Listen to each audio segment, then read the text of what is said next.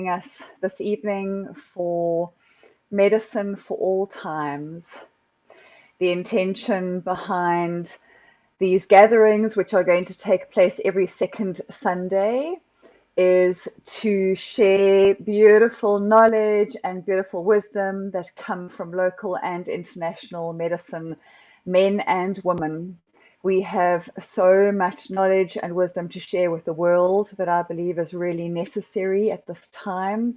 And I'm very, very grateful to my co-creator, Russ, who envisaged this after we'd done a couple of sessions of medicine for these times with Michelle Reed, our shamanic teacher. So I'd like us all just to take a moment, whether you are live with us or whether you are watching this as a recording, I would like you to just take a moment to become present in the space, allowing all distractions to float away effortlessly, and sense your sits bones on your chair, uncross your legs and your feet. Allow your hands to fall softly on either your lap or the space of the table in front of you. And take a moment to close your eyes, or alternatively to look down on a spot on the floor. And I'd like to take a moment to just open space and call in our energetic allies to be with us this evening when we share really valuable information about healing through connection. To the energies of air, the first and last thing we do in life, breathing, the transporter of our words and how we portray ourselves to the world, the place of inspiration and illumination. We thank you for being with us tonight, and we ask for your guidance. To the energies of fire, the element of warmth and heat, the spark that brings community together, creator of movement and growth, we thank you for being with us tonight, and we ask for your beautiful wisdom and energy tonight.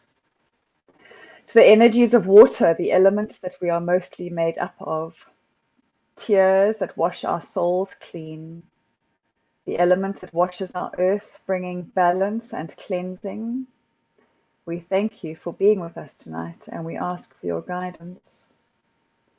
To the energies of stone, holding memories from generations past and generations to come, the place of power and wisdom, examples to us of how to stand strong against all adversity.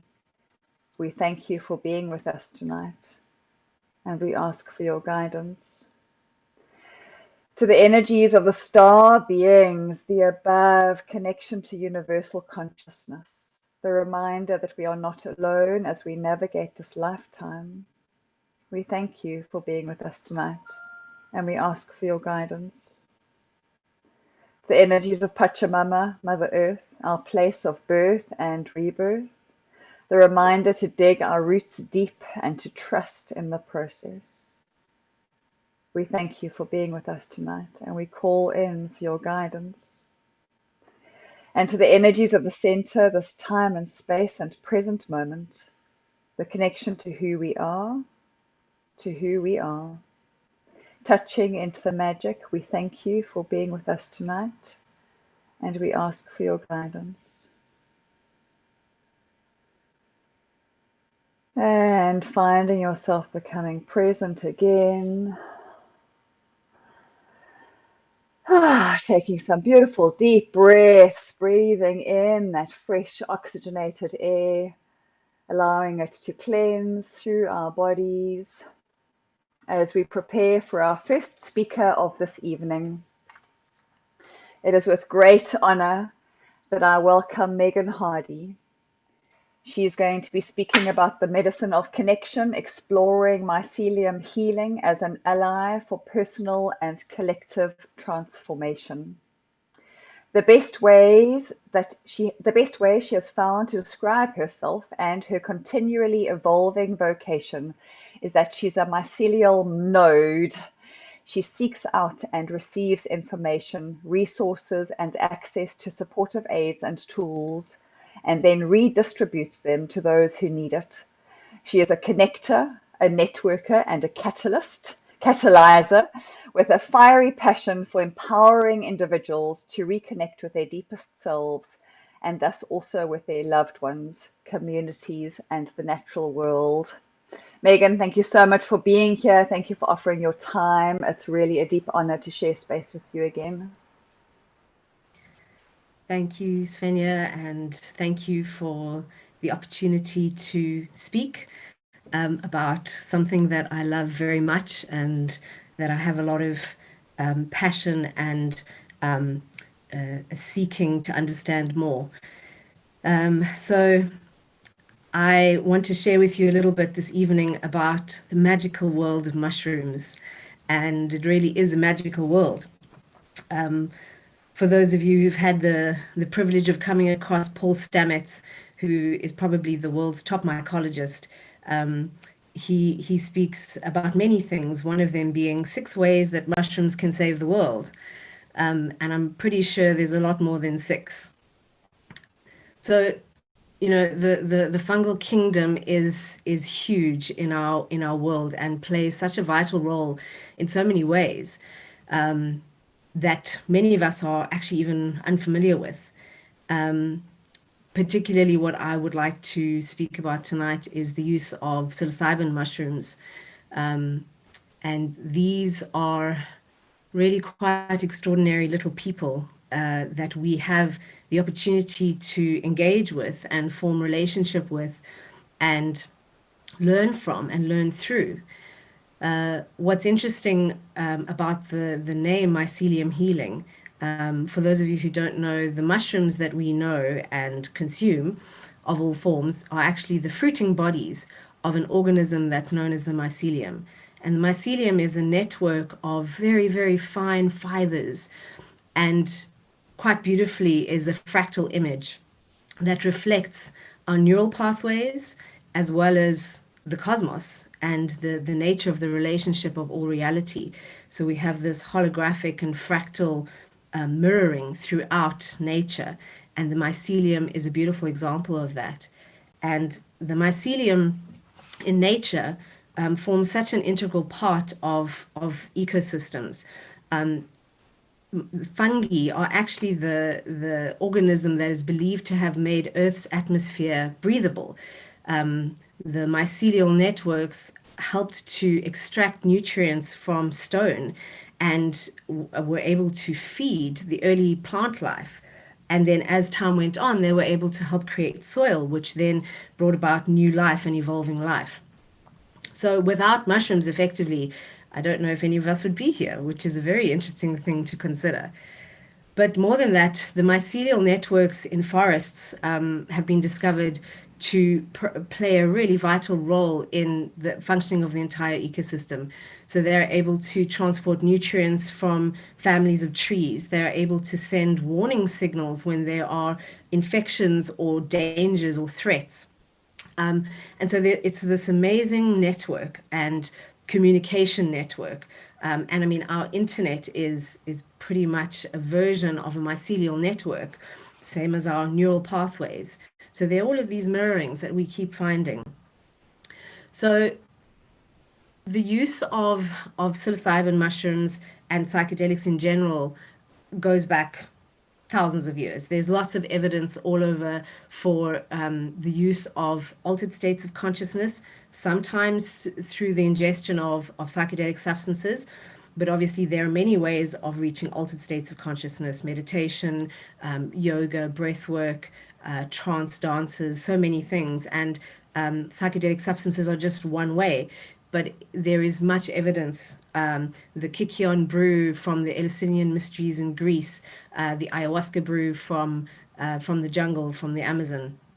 And there is evidence to show that these substances have been used to open up expansive states of consciousness in humans. And there are some people who believe that mushrooms and other plants that have these abilities to open these doorways are actually contributing very strongly and overtly to the evolution of consciousness. And the great Terence McKenna had his stoned ape theory, which was basically that through the ingestion and the incorporation over time of psilocybin mushrooms into the diet of very, very early Homo erectus, as we moved over into Homo sapiens, that the psychedelic experiences that were experienced actually bootstrapped the evolution of consciousness at that very early time. So there's been this continual use of altered states over time, and in the Western culture, we're in a kind of a strange place where we've sort of relegated other states of consciousness into the realm of pathology, and we haven't really given them the place that they've often held traditionally across cultures. In other pre-industrial and ancient cultures, altered states were valued as a very powerful means for connecting with sacred realities, with nature, with each other, and they were also used as places of healing. And so they were seen as very important states and ways of accessing intuition and extrasensory perception.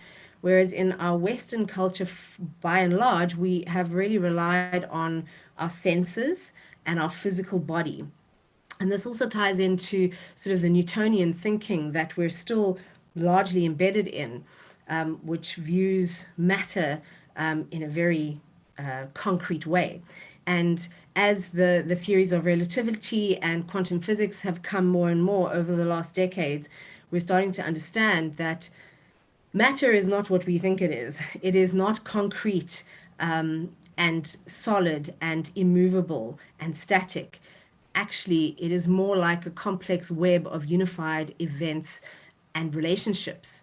And so when we start to understand this, we start to see that consciousness, human consciousness, plays a very key role in the reality that we live in. So what's interesting about this is that it calls into question the idea of what is reality. And there's this idea of consensus reality. Science would call it objective reality.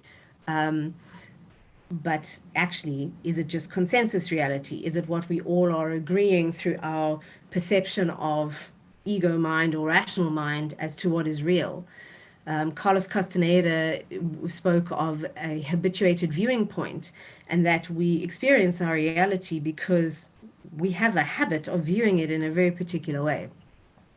So, with the accessing of altered states of consciousness, we're able to break through that habituated viewing point, and we open up to multiple sensory abilities and sort of opening up to a different frequency. One of the best descriptions that I've heard, sort of to try and understand how the brain might work with these altered states of consciousness, is that it's like tuning a receiver transmitter to a different signal, and that we're usually set at a very particular frequency like a radio, and we get certain information in and out. And when you start tuning it to a different channel, you get lots of different information, and suddenly there's a whole lot more that's accessible to you. So in these altered states, the ego mind and what we experience as centralized consciousness or the self is not really active in the same way that it is in normal states of consciousness or ordinary states of consciousness. So the ego is sort of put out of the driver's seat, but something else is still there. A lot else is still there. And the value of this is that we get to access a whole new dimension of experience of ourselves and what actually is inside of us, as well as the things that we are connected to. So in my experience with working with psilocybin mushrooms, as well as other psychedelics, because many do a similar thing or allow you a similar access, is the opportunity to step inside yourself in a very, very deep way. I often describe it as a great mirror that you look inside and you actually can't look away when you look into it. It's a place that you are confronted with absolute honesty with yourself. And it's an opportunity to reveal yourself to yourself and to explore that in a way that I've not come across in ordinary states of consciousness.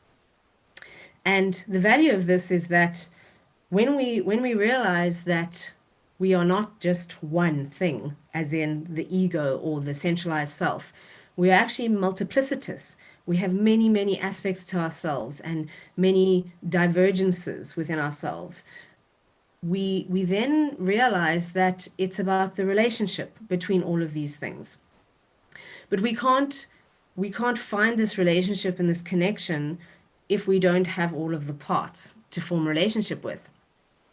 And there's a really lovely quote that I came across by James Hillman, who is a post-Jungian psychologist who was one of the founding fathers of archetypal psychology. And he says, through multiplicity, we become internally more separated. We become aware of distinct parts. Even should unity of personality be an aim, only separated things can unite, as we learn from the old alchemical psychologists. Separation comes first. It is a way of gaining distance. This separation, in the language of alchemy, offers internal detachment, as if there were now more interior space for movement and for placing events, where before there was a conglomerate adhesion of parts or a monolithic identification with each and all, a sense of being stuck in one's problems.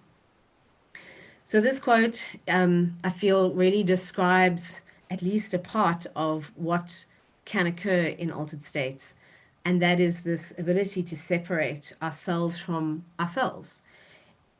And in that process, in the space that we find, we begin to find different relationship, and we begin to find levels of compassion and love and non-judgment and acceptance of many of the parts of ourselves that sometimes we've disowned. Very, very often I have people coming to participate in journey work who are quite nervous of the material that might come up. We all push things away. We all have aspects of ourselves that we don't think kindly of or feel are inferior or we're ashamed of. And this is our shadow stuff that we don't really want to acknowledge or own. But the truth is that these are an essential part of our natures. And without those, we are not all of ourselves. And very often, these suppressed or darker aspects, and they're not always darker, sometimes our creativity is in those suppressed parts. Without these, we don't have the vitality and spontaneity and complexity of what makes us human and what makes us unique in our individual nature. So, in these places that we go to where the ego is not in control and the ego is not the one who's micromanaging the processes and the experiences and the thoughts that we have the opportunity to start making a different kind of sense of ourselves. And also, as part of that, of everything that we're connected with. As it's like as the ego dissolves out of its sort of fixed place, we're able to see through and see and feel the connections that exist all the time between us and everything. Many people speak of this experience of unified consciousness or of love, or of being connected in with the source. And this is when these ego boundaries and these illusions of separation dissolve, and we're able to re-experience what I believe is an essential state of being that we all know, and that is a place that we come from. It's home, and we've chosen to step into this reality, this 3D reality, and it's. I remember actually the first deep mushroom experience that I had. I had the realization that we had all made this choice to come in to this game, and we left ourselves clues to discover and to remember the things that we already know.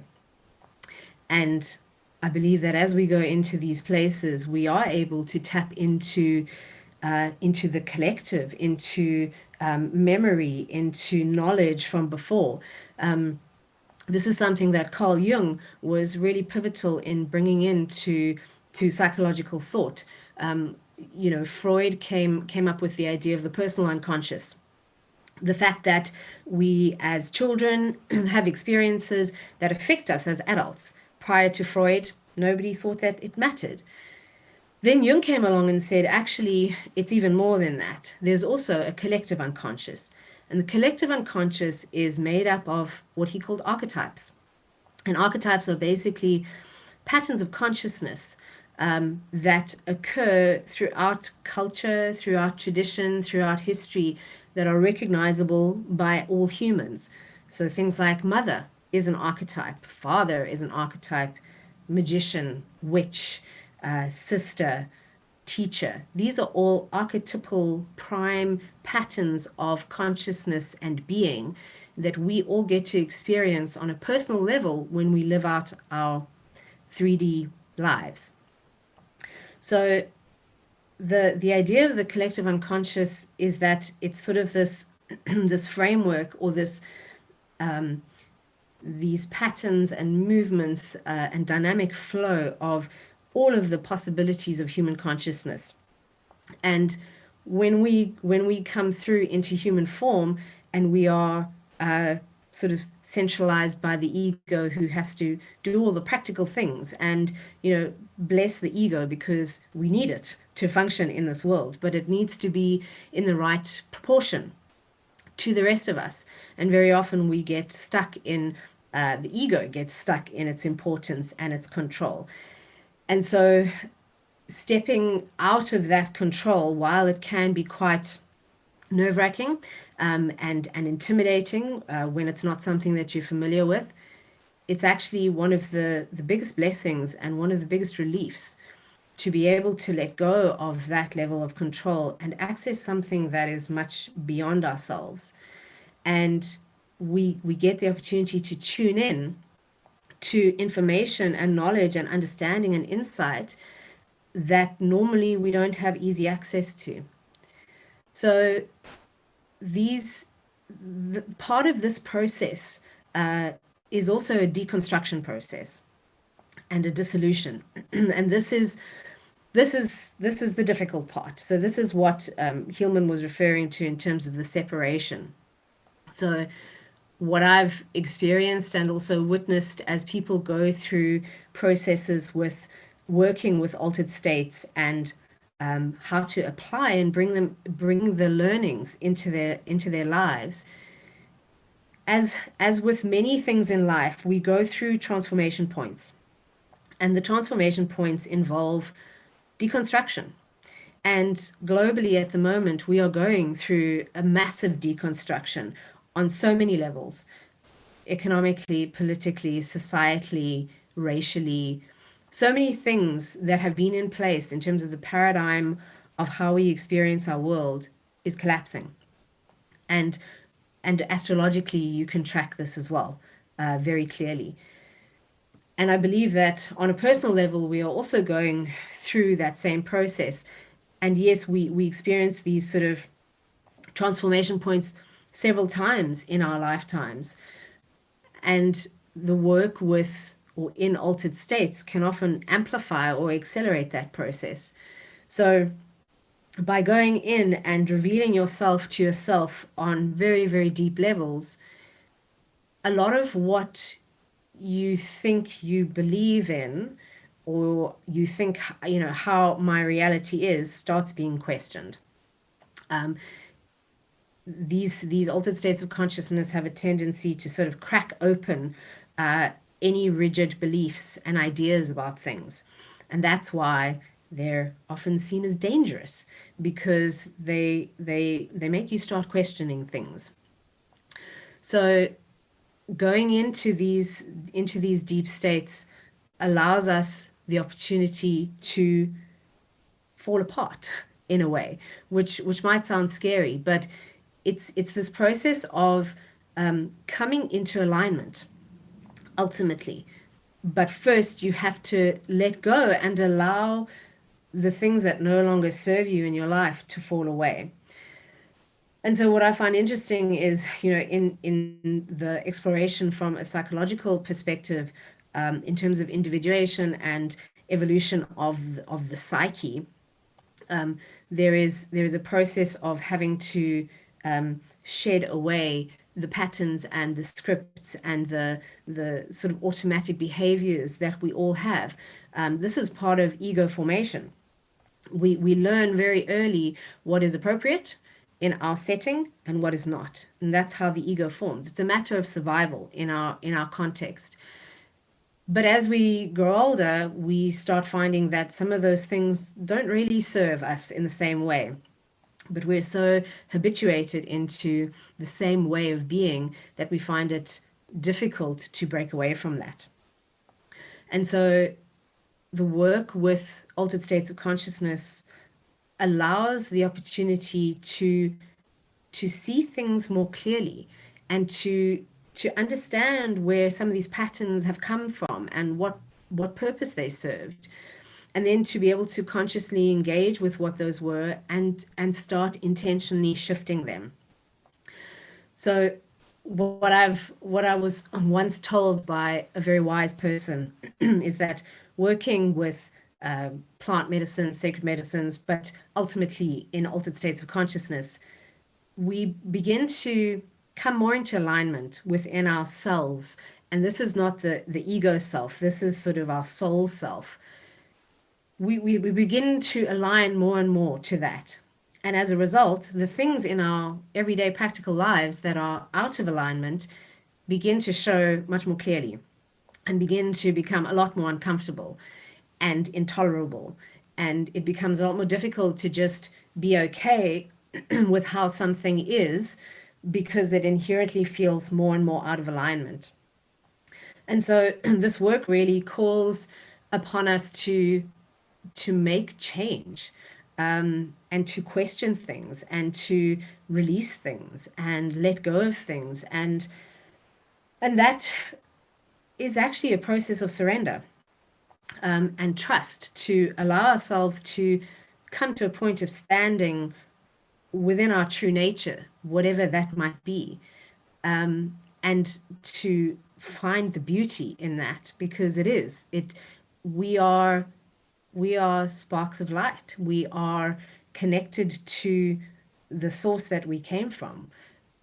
And we are just walking around in these vehicles to have these experiences and to grow ourselves further. But essentially, our true nature is beauty. And when we start to find the ability to have love and compassion for ourselves and have the strength and the power to stand in that true nature, everything in our lives can start changing. So, through the process of dissolution and deconstruction, which involves a lot of introspection, it involves a lot of active uh, change sometimes. Uh, if you feel that your eating habits are not very good for you, then what do you do about it? Do you just carry on or do you change it? There's an amount of personal action and will that is involved in this process, so that ultimately you can come more and more into that place of alignment. And when you do, you begin to live in a better coherence within yourself. So as you find relationship with all these pieces of yourself, that is also reflected in the external world, and you find coherence in your external world with the people in your lives, with nature, with all of the things that you interact with. It's not only animate life, it's inanimate as well. Everything is energy. We are connected to everything.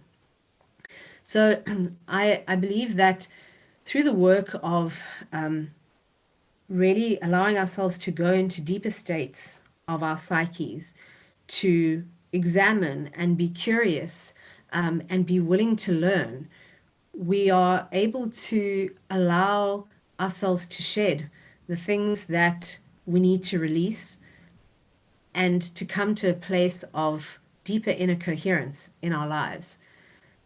And this is a journey. Life is a journey. And these are part of the steps that we can go down to these explorations.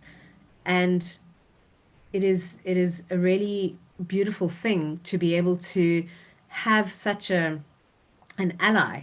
Um, you know, you can do this work in so many ways, um, but the work with the sacred plants or with mushrooms are one of those routes.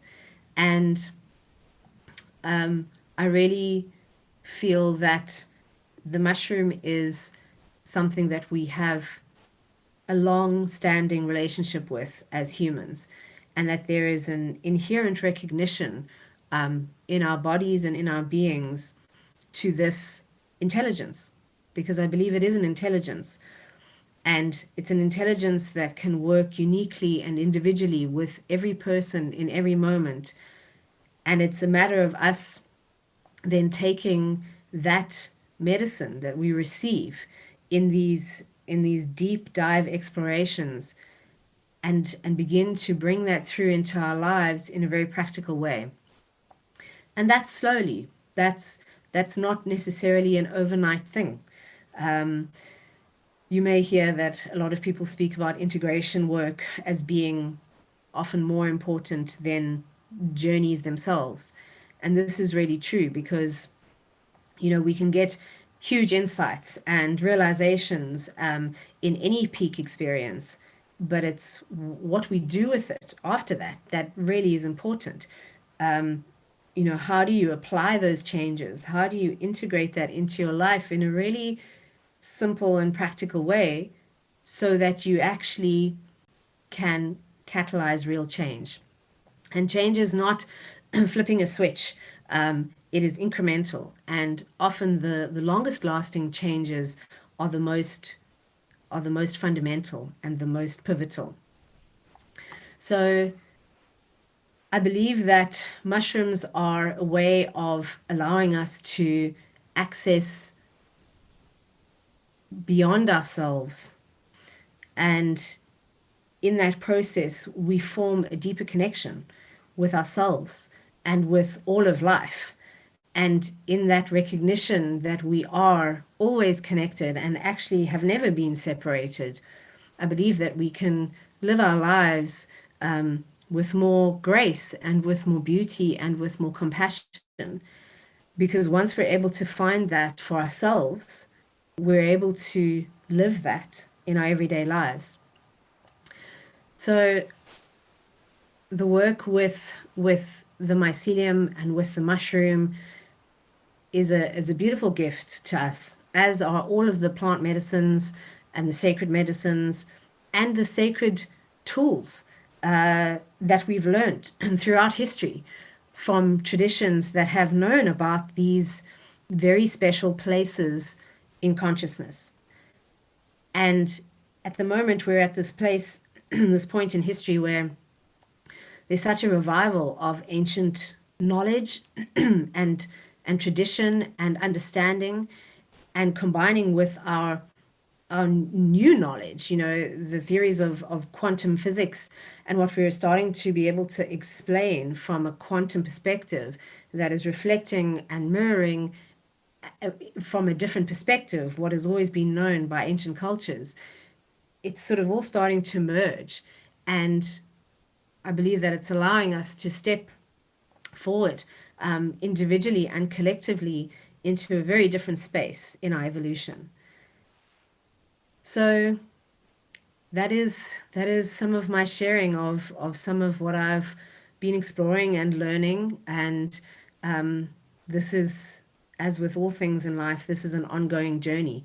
And we are all following our own little mycelial threads, and we're picking up the sense of the things that we need to track and we need to follow. And in that process, as we all follow our little mycelial threads, we connect with everybody else. and we borrow, a little bit of nitrogen from there and a little bit of oxygen from there, and we get the news from that side. And through this networking and continual growth, and sharing, we are able to sustain life on a collective level, where everybody can thrive. And I believe that this is part of the learning and the teaching that the mycelium can give us.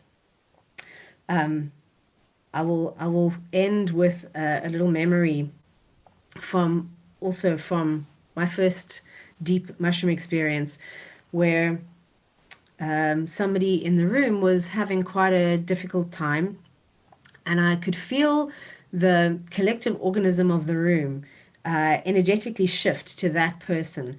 And there was like this sense of support and holding and bolstering, and a real awareness and compassion for the release and the catharsis that was happening. And then as that sort of soothed and calmed, then everything sort of shifted back. And and it became this awareness of how the organism as a whole is always self-correcting and self-balancing and self-healing. And we ourselves, as human beings, physical bodies, have that capacity. We are inherently self-healing. Our psyches are inherently self-healing. And collectively, the organism that is connected is also self-regulating and self-healing, given the chance to do its natural thing. And so that's always been a really beautiful image for me, because especially when things are very difficult in our personal lives or globally, when there's a lot of suffering and a lot of pain, or death or suffering, all of these things that we find often difficult to experience, also has its place. Death and the decay are as essential as birth and regeneration and life. It is just part of a cycle that keeps moving. And when we're able to step beyond the confines of this three-dimensional reality, and we're able to be outside of what we understand as space and time, we can see that these cycles are cycles, and that they continually move and evolve and transform, and that we are inherently a part of that. And there's a beautiful sense of ease in that understanding. So thank you for listening to my sharing. Thank you for the time, and thank you to everybody who makes this forum possible.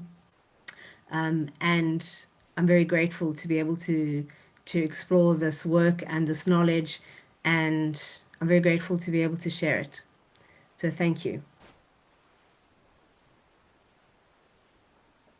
Thank you so much, Megan. Let me just quickly, there we go. Oh, Megan, thank you so much. That it was so informative. I was absolutely transfixed to every word. And I really loved your analogy of the radio tuning. It really sunk in for me. It was a very visceral image that I can hook into, and it's very much about finding different channels of awareness, and it opens up our consciousness and awareness to far more than what we've been taught to move within. So thank you so much for your knowledge, and it's been really lovely to have you as part of this first session. Thank you.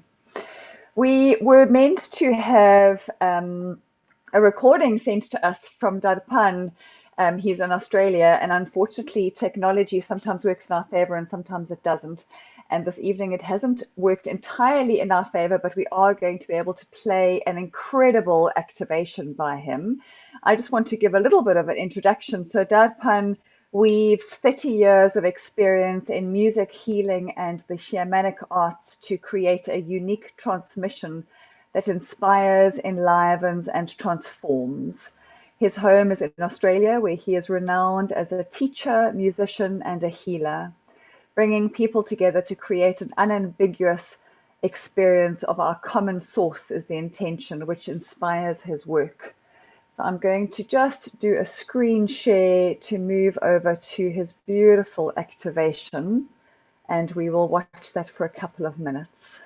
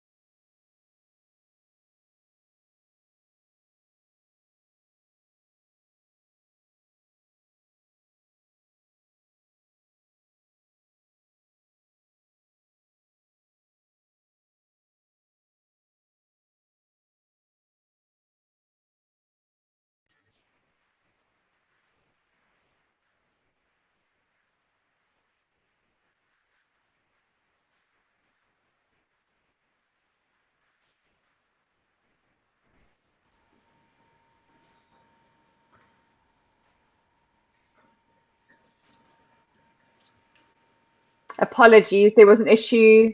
Sorry, everyone, there's been an issue with the audio. I'm going to start that again so that everybody can hear the audio. Thank you so much. Apologies.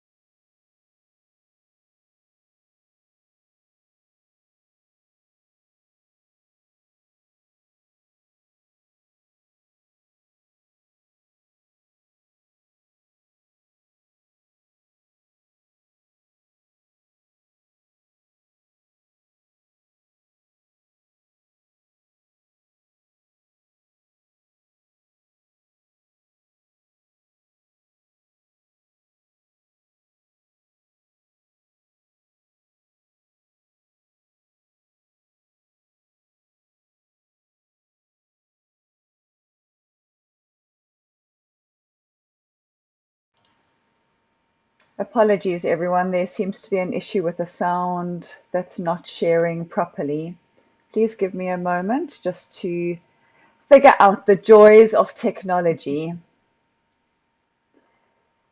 Um,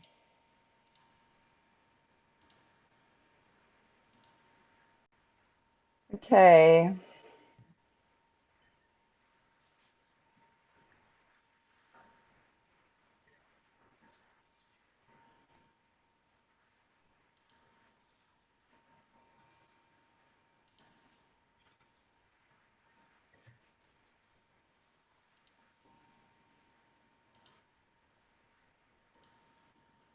No?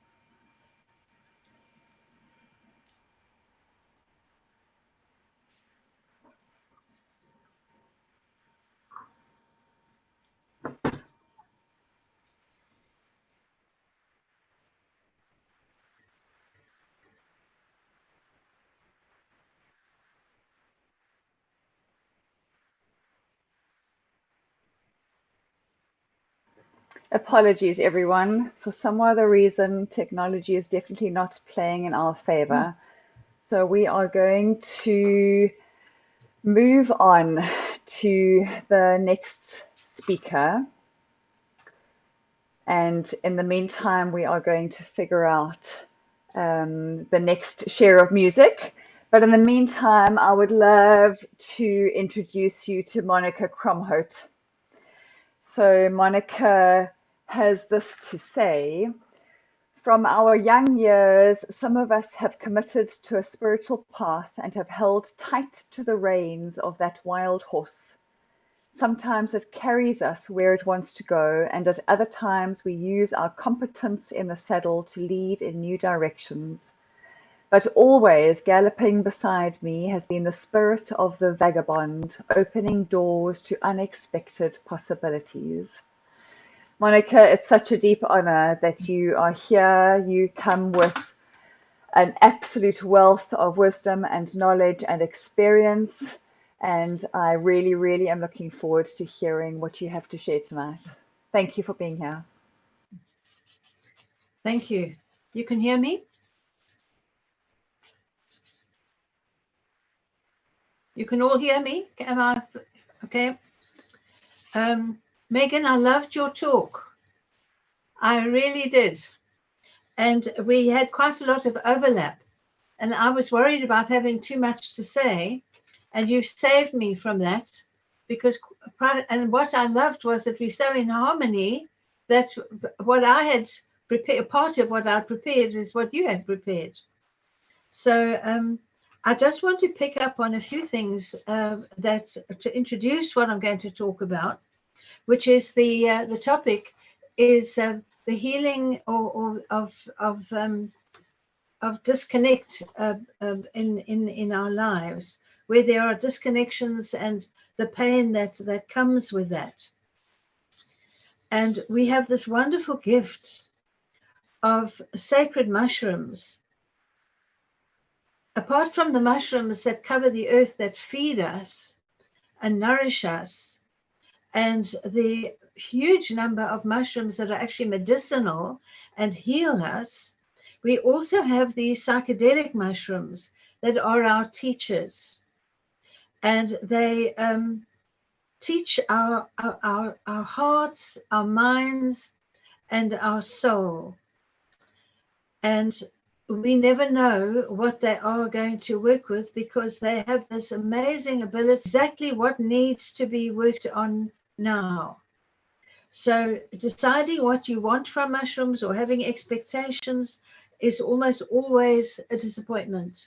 But surrendering to what they have to offer, because they have such a deep understanding of each of us, they bring along what they have to offer.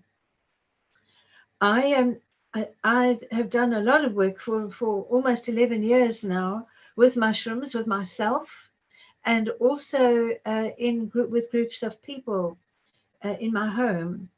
And together with that, I also work as an astrologer. Astrology is actually my source of income. And what has astounded me as I've got deeper into, I've been doing astrology for 25 years. But I began to see, when I began to work with mushrooms and the years went by, that these two things are the same thing, just expressed differently. And it has been quite wonderful for me to see how that connection between the universe and the cycles of the universe is so in harmony with what happens when we work with mushrooms. So my topic is the idea of connections. And as I started to prepare for this, I realized that everything to do with mushrooms is to do with connections. I couldn't sort out anything and say, well, we don't need to deal with that, because everything is to do with connections and restoring connections, healing connections, building on, developing, evolving the connections. And those connections are very, very many and broad. And they're not just connections with our good friend or something like that. It goes much further. We are connected to nature. We're connected to other human beings. And we're connected to our own self and our identity.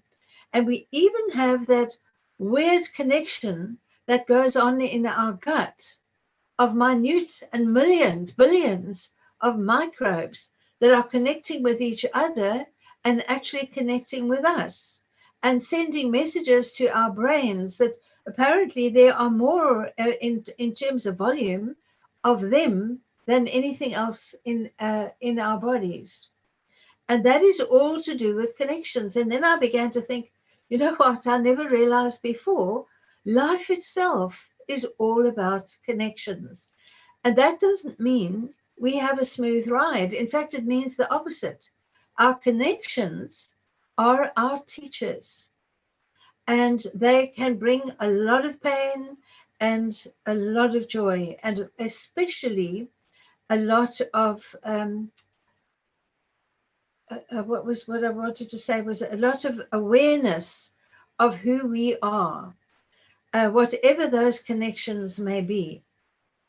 So there are some connections that are strong and lasting, and they go very steady. They don't change much. But the connections that really teach us are the ones that are fragile and vulnerable, and therefore are going to be hurt. And we become hurt when connections are not going well. If we riding a motorbike and we connect with a bus, we're going to be hurt in that connection between ourselves and the bus. And so we express all kinds of these broken connections with hurt, and as we go on our path through life. So finding the healing possibilities in the pain that comes with broken connections brings with us infinite possibilities. And I almost think that we should write our memoirs, our life stories, based on how we have been influenced and used by and thrown around and bonded in the connections that we have. And the most wonderful thing that I learned with mushrooms is that they are as involved with connections as we are. As Megan mentioned, mushrooms are the world of fungi, the kingdom of fungi, is primordial, and it was the creator of soil. So there could be plants, and it came before eons, millions of years before plants came and life came, and the very slow evolution of life on Earth. So they're very simple things that I began to see, that there's just so much that I hardly knew where to draw the line. And I know that time is limited, but I made some notes about where I see Soma. Soma is the name of the intelligence of mushrooms.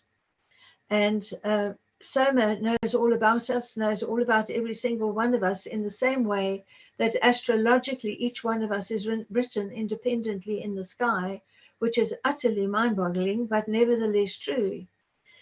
So does Soma know who we are. And so I have just discovered so much about this intelligence and working with this intelligence, which is grown-up stuff. Working seriously with sacred mushrooms is not a game, it's not a trip, it's a very serious thing to do. And the more seriously that we take mushrooms, the more seriously they will take us. And there's nothing, we are none of us too unimportant and small for us to not be important. I'm just going to check through my notes now and the various points that I made that I thought were really important for us to think about.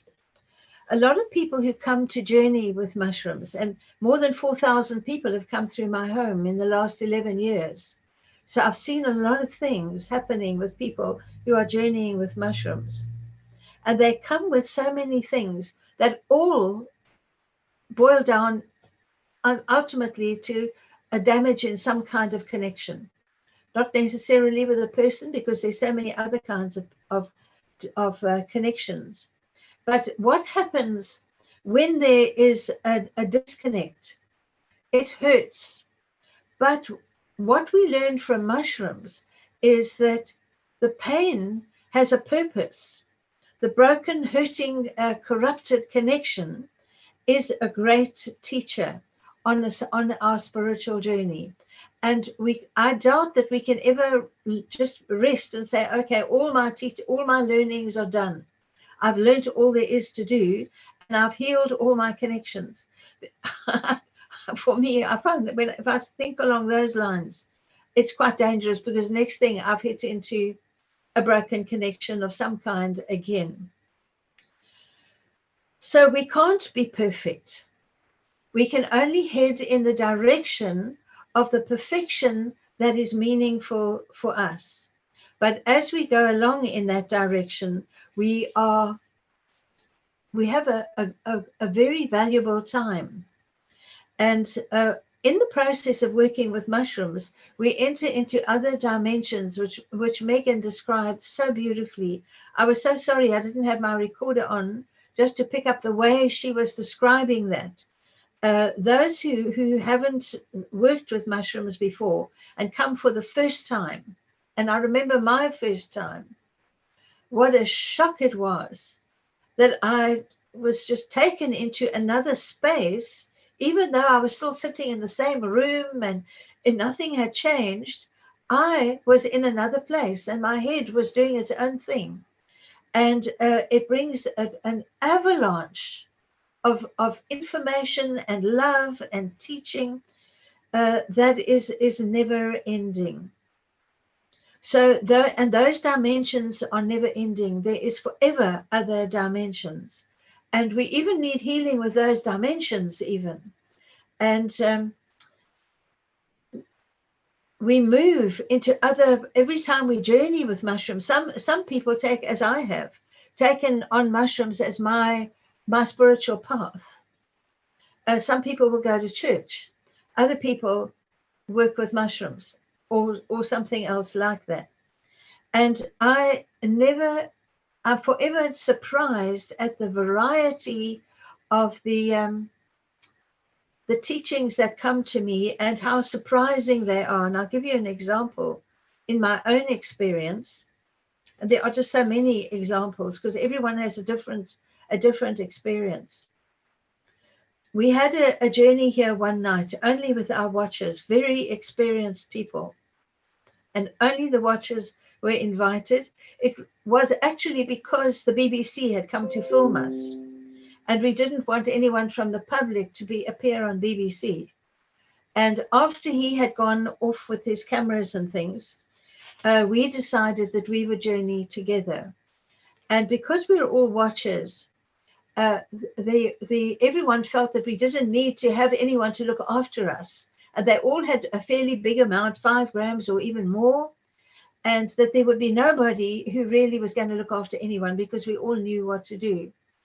And I had such an experience that night. I'm a rather responsible person, maybe too responsible, but I felt we got to have someone who can stand up and walk straight.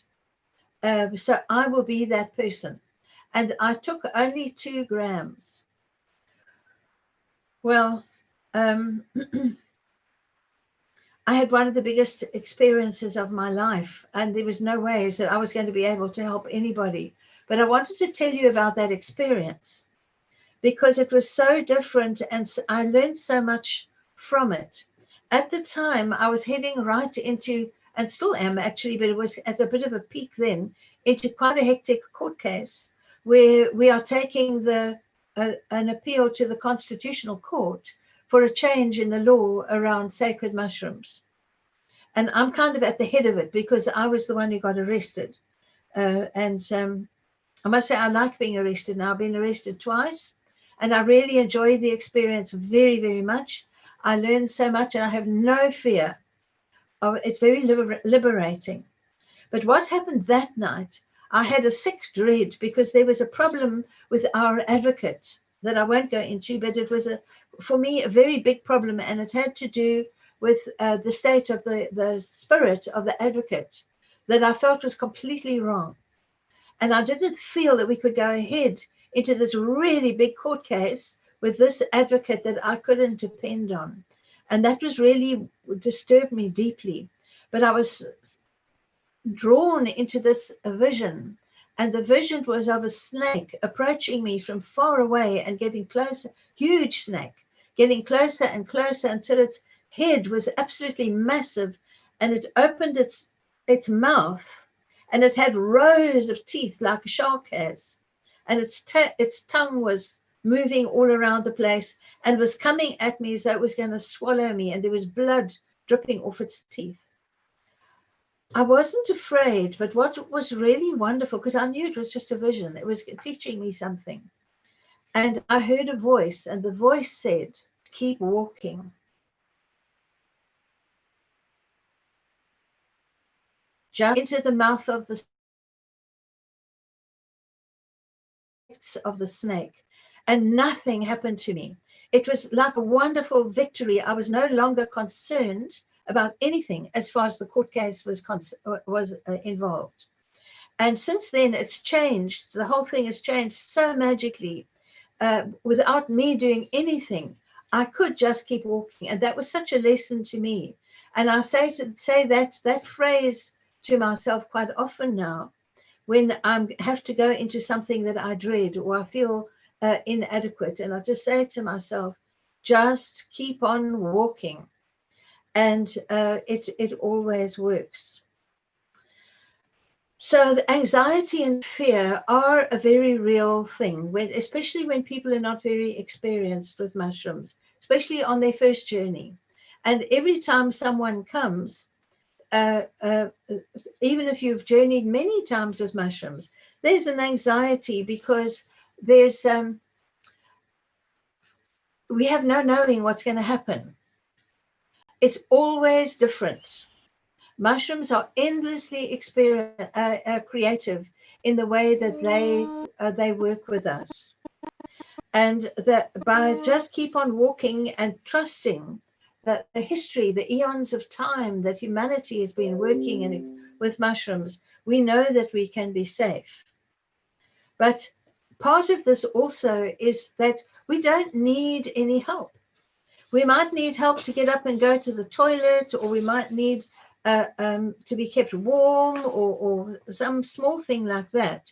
But in terms of our actual experience, that communication that is going on with mushrooms, we do not need another human being, because the power and the wisdom and the love of psilocybin, the spirit of psilocybin mushrooms, is more than we need to get through, and calling on another human being to help us simply distracts us away from that very profound journey. Because when we journey with mushrooms, and I have a lot of experience with ayahuasca as well, the experience is to do with our spirit senses.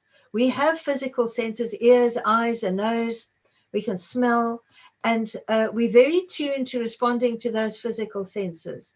But if we're going to lose ourselves in an experience with soma and with mushrooms, we need to let those senses go and just go into our spirit senses. And that is why we don't interfere with people when they come to journey. We know that they're going to be okay. So let me just check now on what my next points were. I've got a lot of points, and I'm going to just continue until my time is up. Did you take a note of the time, Svenja? Because I said I was going to talk for about 15 minutes and maybe a little bit more, and I forgot to look at the start time. So wave at me or something when my time is up. One of the fundamental things, you used the wonderful word pivotal. I wrote it down here, Megan. One of the most pivotal connections that we must make with mushrooms is with ourselves. And those of us who have chosen a life path with soma begin to see that the actual experiences that we have is quite subtle at the beginning, but very, very definite and ongoing. At the very beginning, for most people, there's a lot of colors and a lot of patterns and all kinds of mysterious things going on, almost like in your eyeballs. And I always call that kindergarten. It's very wonderful, but it's like something, you know, at kindergarten you work with your colored crayons and your scissors and paints and things. It's like that, where you actually know for sure there is something there, because that is often a doubt. That is there really anything there? But as the process continues and you continue to work with mushrooms, what happens begins to change. The quality of the experience begins to change. And ultimately, I mean, I've now been journeying with mushrooms for 11 years, more, just over 11 years. And what I receive now is insights and teachings. I sometimes long for all those colors and patterns and that kind of excitement that there was. But I'm definitely have been now for several years, just learning and gaining insight, which I really love. And that is all part of the healing of the connections with ourselves, finding ourselves and how finely tuned we are in terms of our way with nature. Must I stop? Okay. Now. Must I stop now? Okay. Finished. Oh, Monica, thank you so much. So you're welcome to end off on the train of thought that you were on. No, I'm finished. I'm finished. Oh, Monica, thank you so much. You are such an inspiration to listen to, and I just want to thank you for being such a pioneer, you know, in terms of fighting for the legalization of medicinal mushrooms. I think it's a massive fight that you have chosen to take on, and I'm sure that there are a lot of people that are extremely grateful for all your jail time. Can I say that it's not a fight? It's a journey. Okay. And it's an absolute journey. And the way it's miraculously finding its way.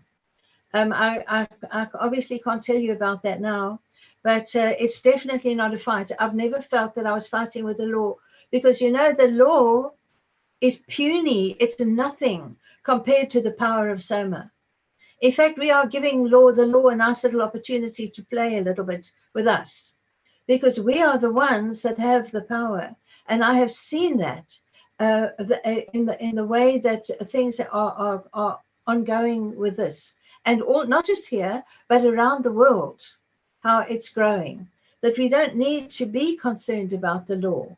The law is a little man-made thing that thinks it can mess us around, but not if you're going to work with Soma. We are on the strong side. Thank you very much, yeah, for that different way of looking at it. Thank you, Monica, and thank you again for your time and for being part of this inaugural session. It's really been an honor to have you here, and I hope that we'll be able to chat to you again sometime in the future. That'd be amazing. Thank you, Monica. We are going to hand over to our beautiful Megan Hardy again. She has volunteered to step in to assist us with music. So the Darpan link, the activation that I was attempting to play earlier, we are going to be posting a link for that on the Facebook page and underneath the YouTube channel. So you will all be able to access it in your own time. It's really a pity that for some other reason the sound just was not coming through on my side. I will rectify that and make sure that that won't happen again. But thank you so much for Megan for stepping in. I really appreciate it, and your music really is beautiful and incredible, and I'm grateful that you are able to share it with us. Thank you. Thanks, Venya. Yeah, you know, we learn how to be fluid and flexible in all things. So this is a really beautiful song that I love singing. It's called Heartbeat, and it's by an artist called Dunnet. And I find the words are really appropriate for especially the topic tonight.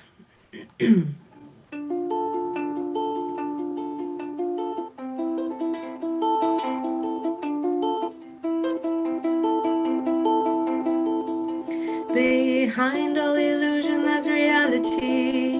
Reminder of simplicity. Surrender. surrender our souls to the mystery, opening our hearts completely. Behind all illusion there's reality, reminder of simplicity. Surrender our souls to the mystery, opening our hearts completely. We're circling around and around and around on this wheel of life, breathing in and out life, breathing in and out love, connecting all there is and embracing here and now, here and now, here and now. Misunderstanding and tricky games of the mind try to wake us up from time to time. They try to shake us up inside, but they invite to realize that we're circling around and around and around on this wheel of life, breathing in and out life, breathing in and out love, connecting all there is and embracing here and now, here and now, here and now. If we only seek, we won't find, 'cause seeking makes human hearts blind. If we only seek, we won't find, 'cause seeking makes human hearts blind. Be open and trust, 'cause what may come to you will come right through you, to you, through you, to you, through you.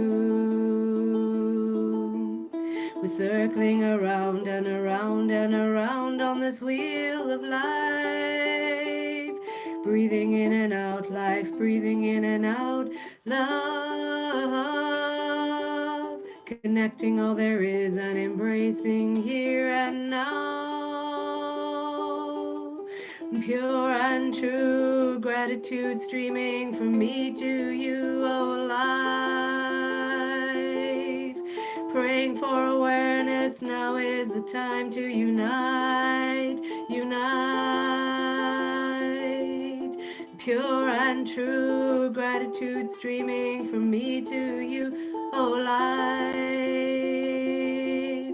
Praying for awareness, now is the time to unite, unite. Connecting to the universal heartbeat, heartbeat, heartbeat, heartbeat, heartbeat, heartbeat, heartbeat, heartbeat, heartbeat, heartbeat, heartbeat, heartbeat, heartbeat, heartbeat.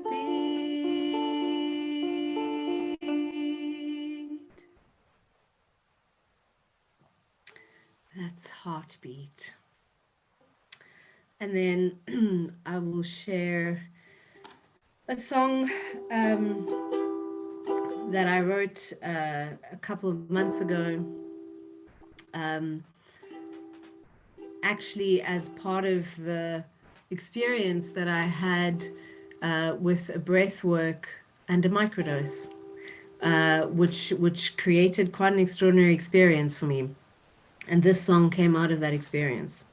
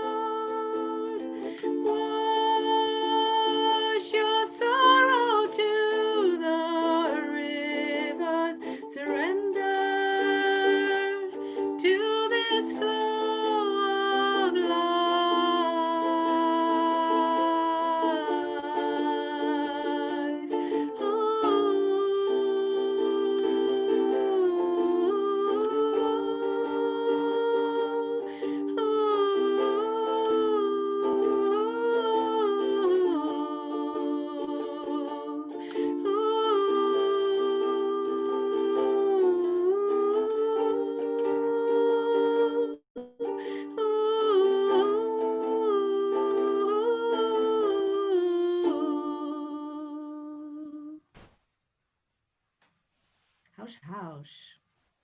Thank you. Harsh, harsh. Thank you, Megan. Gosh, so beautiful and such heart-opening music. I really, yeah, I could listen to you for a couple more songs. Thank you so much for sharing and for stepping in. Really beautiful, a whole. So we are going to go to our last speaker for the evening. Unfortunately, he is not able to be live with us, but he has sent us a recording, and his name is Johan Harlaar, and his topic is using manifestation paintings, working with the forces of nature.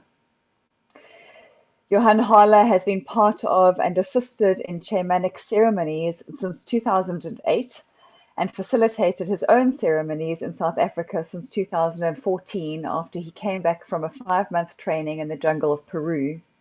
Johan studied shamanic energetic healing methods, including the use of manifestation paintings with Don Alberto Villoldo, the founder of the Four Winds Society in the USA. Johan encourages people to work on their own manifestation paintings as part of the processing and integration process when working with sacred plants. In tonight's talk, he will explain in more detail how this shamanic tool can be used as a powerful healing modality. We're going to just make sure that our technical side works, and I have got Martine, who is going to be assisting and playing. So Martine, it's over to you.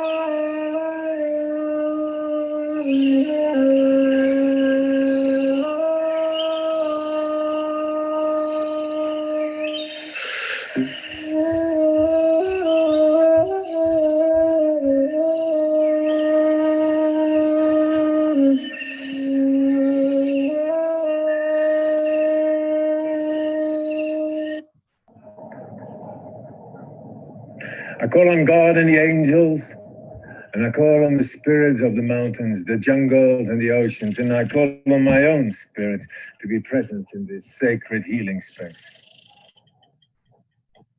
I call on the serpent to show us what it is to shed our stories like a snake can shed its skin. We are not our stories.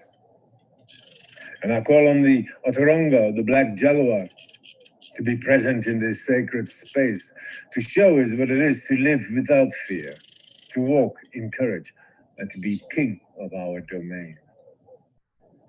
I call on the hummingbird to show us the lessons of our ancestors, those we can shed and those we can pass on to those we love. And I call on the eagle and the condor to lift us and take us under their wings to the place of spirit, of non-dualistic love. I thank Pachamama for providing us with everything we need. I thank the plant people, the stone people, the fin, the fur, the feather, the multi-legged, the four-legged, the two-legged. We are all one.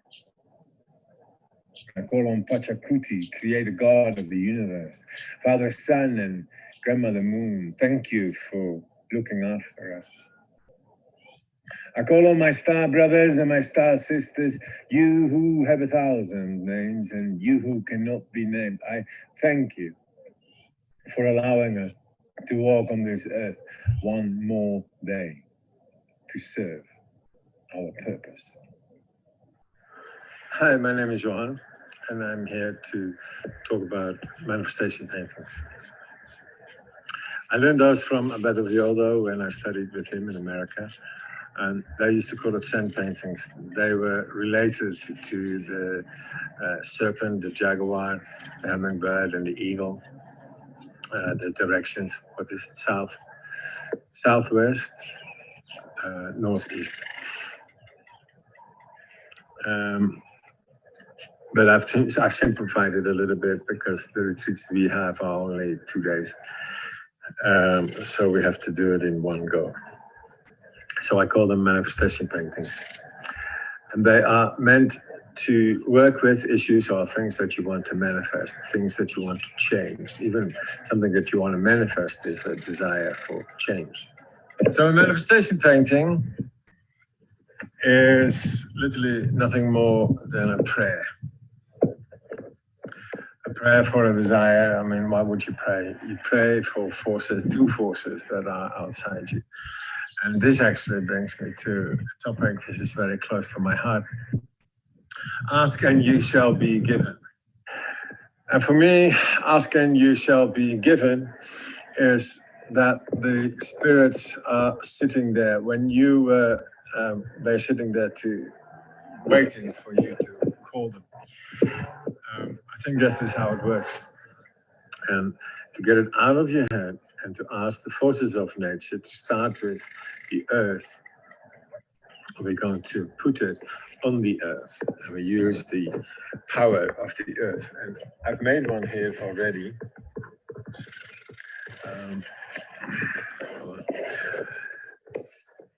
So I've used elements that I found in this park, beer bottles, and there's even a broken beer bottle. There's actually plenty of those. I've used coals. There is a stone that represents me. There are two other stones that represent my assistants in the ceremony. And for me, what I wanted to manifest, what I wanted to not necessarily change, but what I wanted to manifest and to maintain. For me, this is almost the most important part because I didn't really think of it. Those lids, they represent the people in the ceremony.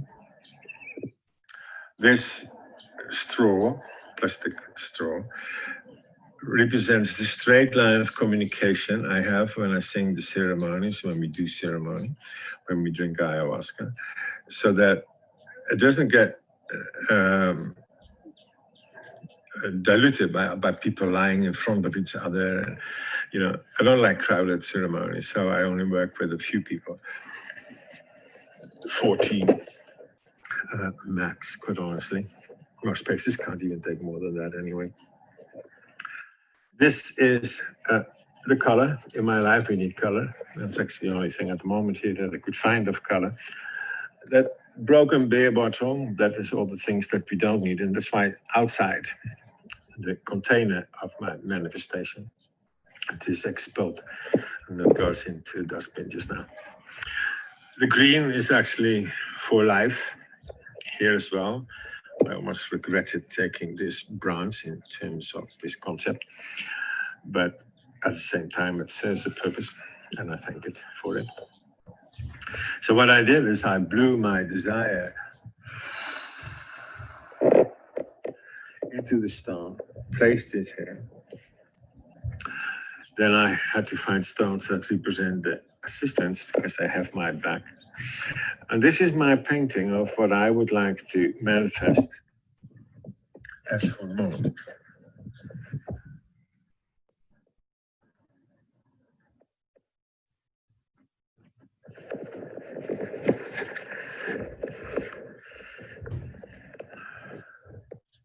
Normally, when we do this, we let it lie down for a few days, if not a whole week. And there will always things that will change a little bit. The wind may blow something away. The wind may actually blow something into it that you hadn't thought of.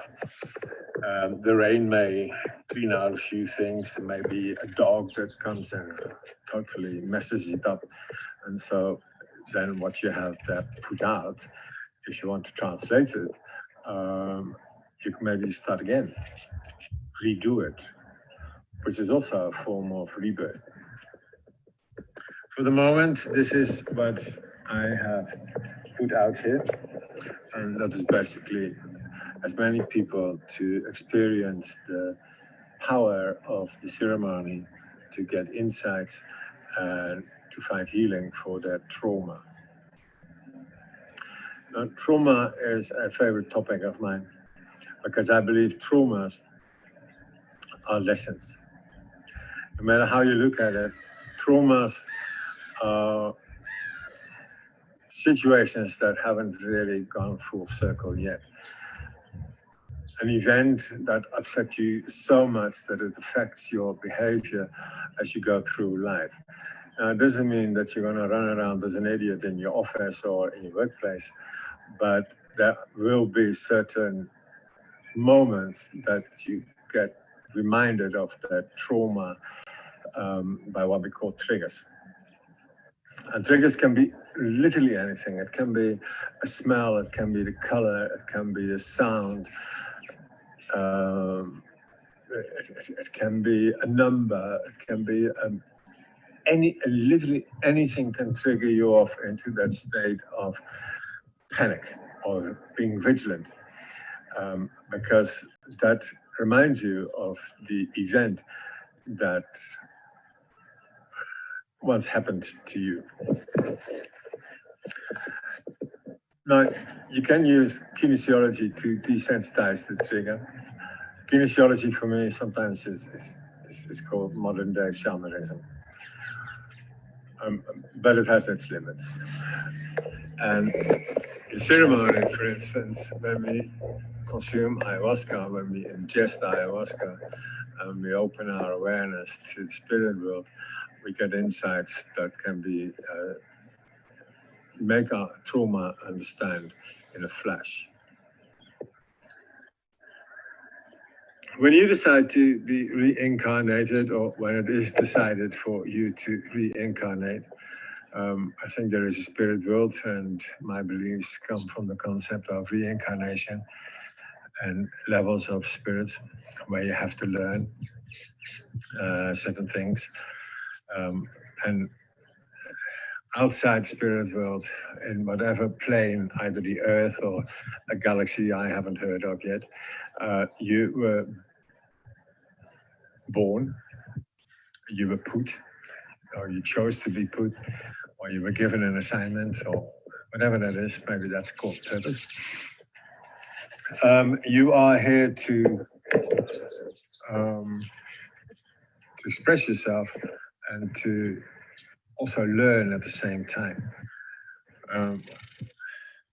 How you learn, that is usually through traumas, because how otherwise can your cozy existence be shaken but by emotional events that will rock your very belief system of your existence.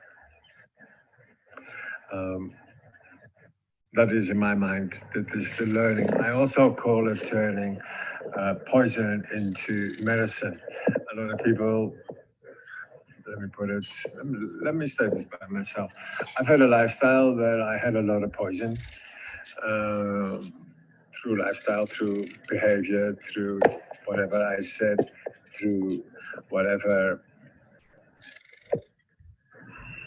I did. And the consequences of that I had to live with. And when I decided that it wasn't all that fantastic, I had to turn it around and turn my poison into medicine. That literally took me 50 years. So there is hope. So if we come back to these, how you have to learn, how you have to learn, that is through your lifestyle. If we go back to the spirits who are sitting on the fence to be called, because I think that is the deal. When you decide to be born here, you come here blank. Your memory is erased. You're not even blank sheet of paper. You are completely helpless. And you have to have parents, or let me put it this way, a support system that will feed you, dress you, warm you, hopefully love you. And in most cases, it does happen. You are loved. In some cases it doesn't. And then they call orphanages and the school of hard knocks, but everybody goes through that. I believe that when you decide to reincarnate, the promise of your spirit family is such that when you realize that we are around, that you are not by yourself, that's the moment you can call us, and that is also the moment we come. But you have to call us.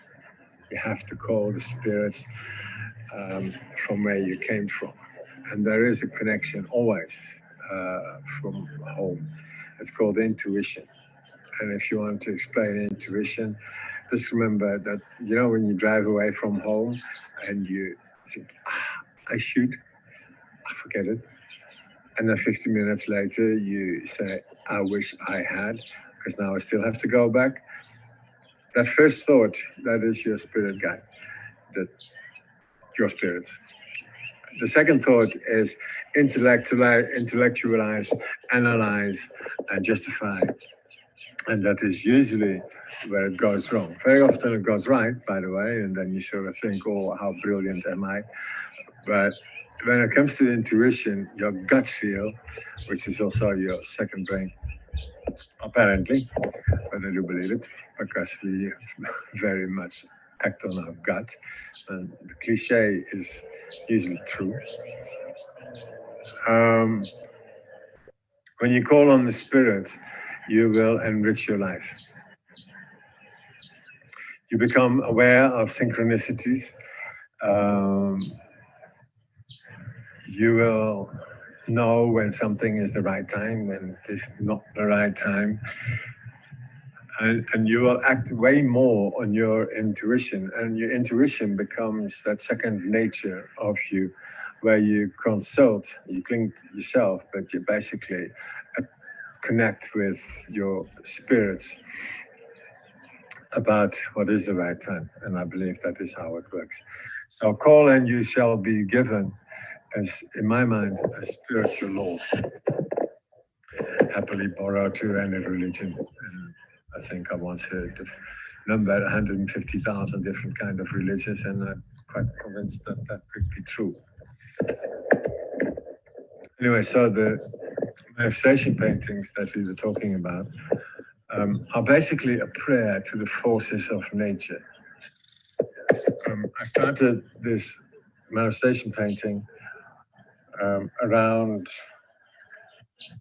8:30 this morning.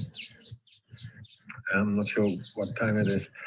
I've been up and down. I had to go to the shops.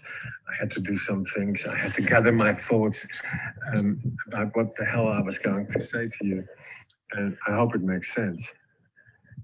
Nothing really has changed. The color has shifted a little bit, and I could translate the piece of yellow that I assigned a color in my life has moved a little bit because it covers all aspects of my life, and I do think that my life is quite colorful. Yeah.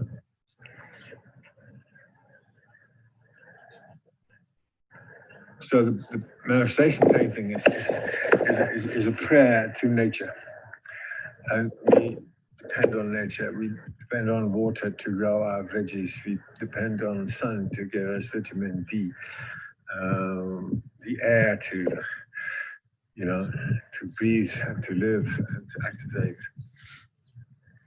the water to cleanse our thirst and to hydrate and to sometimes put the fire out, because if we have too much fire, we can burn things down. So this is the manifestation painting, and I may go back here later in the day to maybe change something or add something.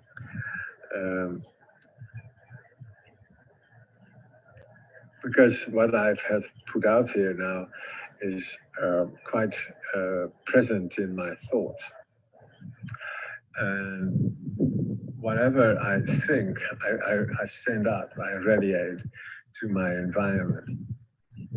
And that also is like sending out signals and picking up on signals that are here to assist me in manifesting that what I desire, or that what I need actually. Desire. Prayer sometimes is a desire.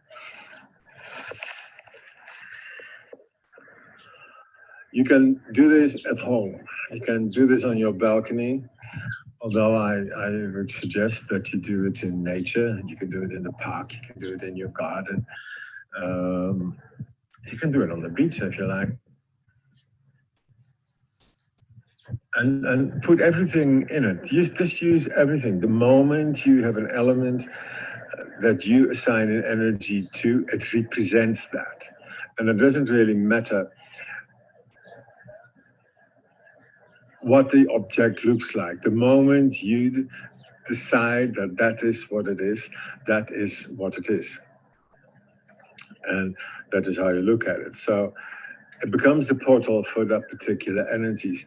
The lids of the Corona bottles is this so odd at this time. The black label, I'm not sure which other bottles they are, I just turn them around. But I assume they're all from Bay bottles. They represent people in my mind, in my painting. The coals that have been discarded have found a new meaning, representing my drive, my fire. And I am actually, as a Sagittarius, I am a fire element. So it actually has a big place in my life. That big rock, it could have been smaller, it could have been more modest, but it was the first rock that caught my eye when I landed on this spot in this park. So that was basically calling me, and that represents me in ceremony. And in ceremony, I am the maestro in the ceremony. I direct the energy in the ceremony. I call the spirits and I ask the spirits to come through me to you. That's why we need to have these straight lines, and that's why I use that straw. I wish I had 6, because it would have been, or 7 actually, because that would have been so much nicer for the visual. But it is the intent with which you do things. And it is the intent with which you make this manifestation painting. That color represents every color. And these 2 stones, although they are, I don't know exactly, but they are very rusty and kind of thing, but they represent my very beautiful and skilled and dedicated assistants, and they have my back. It is the intent, it is the symbology with which you do things. And that also brings me to ritual. A manifestation painting is a ritual, because we called on the forces of nature. We called on God, the serpent, the jaguar, the eagle, the hummingbird, Pachamama, the stars, everything, the spirits. We actually didn't leave anything out. We call on all these forces of nature to help us clear our brain, our mind. Our brain is just a very slow organ, actually. But we acknowledge that there is more, and that's why we have this manifestation painting. It's very simple, and that makes it so beautiful, because it's actually what our ancestors used to do. They had a ritual of calling the spirits. Ask and you shall be given comes in.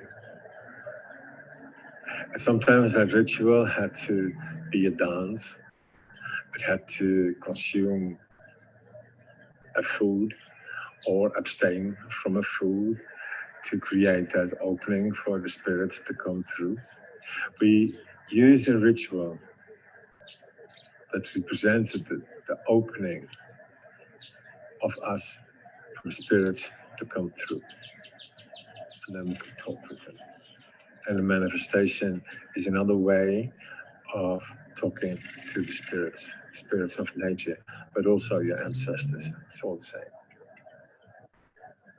And I hope I made sense with all this, because monologues are not really my thing. But in this time, it's probably the only thing that would have made this possible. So I thank you. And we close with the 4 direction prayer. I thank you for your attention. If you read this one.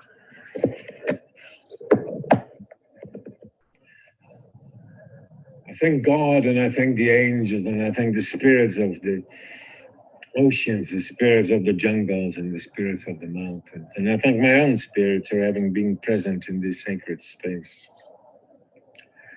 I thank the serpent for having shown us that we can shed our stories like a snake can shed its skin. We are not our stories.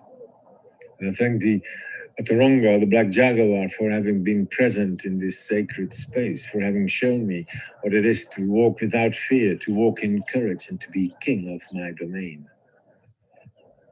And I thank the hummingbird for having shown me the lessons of my ancestors.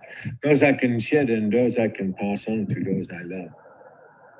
And I thank the eagle and the condor for having lifted me on their wings to the place of spirit, non-dualistic love. I thank Pachamama for providing me with everything I need. I thank the plant people, the stone people, the fin, the third, the multi-legged, the four-legged, the two-legged. We are all one. And I thank Pachacuti, creator God of the universe, Father Sun and Grandmother Moon. Thank you for looking after us. I thank my star brothers and my star sisters, you who have 1,000 names and you who cannot be named. I thank you for allowing us to walk on this earth one more day to serve our purpose. Thank you.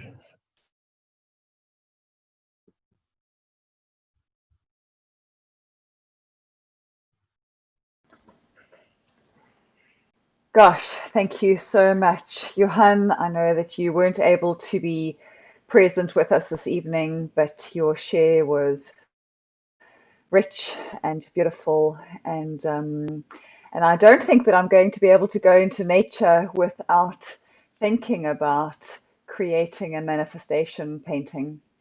So thank you very, very much for that. And thank you, Martine, for stepping in and helping us on the tech side at the last second. I'm very, very grateful for your stepping up. It is always this beautiful collective and this community that make things happen. It's never a solo game.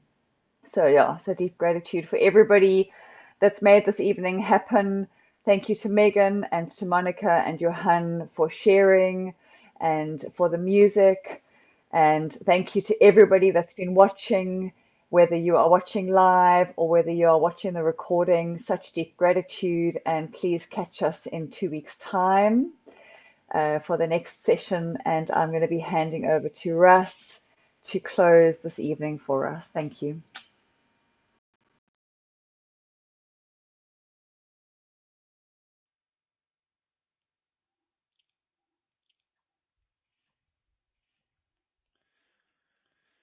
Just line ourselves to connect back to center, the place where it all begins, that draws all seven directions into one. May we be aligned in harmonious vibration between the lower and higher self. We ask for spirit to use us as we stand as a hollow bone or hollow bamboo, open to receive his transmissions. To the center we release you. To beneath to Pachamama, this beautiful organism we are part of. We just want to honor and thank you and release you from the space. To above, to the star nations, to the angelic realm, and all that is gathered from above. We honor, and we bless you, and we release you from the space. To the north, to the place of the ancestors, the record keepers, the stone people, and the tree people, are standing beings. We stand in gratitude and thanks. We honor and we bless you, and we release you from the space. To the west, to the place of the healing waters, the connection back to source, through the teachings of the salmon, and the connection to dream time, in introspection, the teachings of Grandmother Bear. We honor and we bless you, and we release you, To the south, to the place of fire and transformation, to the kingdom of the four-leggeds, and the teachings of Coyote, which reminds us of innocence, and the physical, connecting back to our inner child, to the spirits of the south, we honor and we bless you, and we release you from the sacred space. To the east, to the place of new vision, and illumination, the element of wind, and the winged ones. We honor, and we bless you, and we release you from the sacred space. Aho mutaku asin. Thank you to all those who have tuned in this evening. Thank you for all those who have spoken. And to Martine and Svenja, who have helped to hold such beautiful space. I just want to honor and thank you all. And to the viewers who support and stand in presence with us. We thank you too. Aho mutaku asin.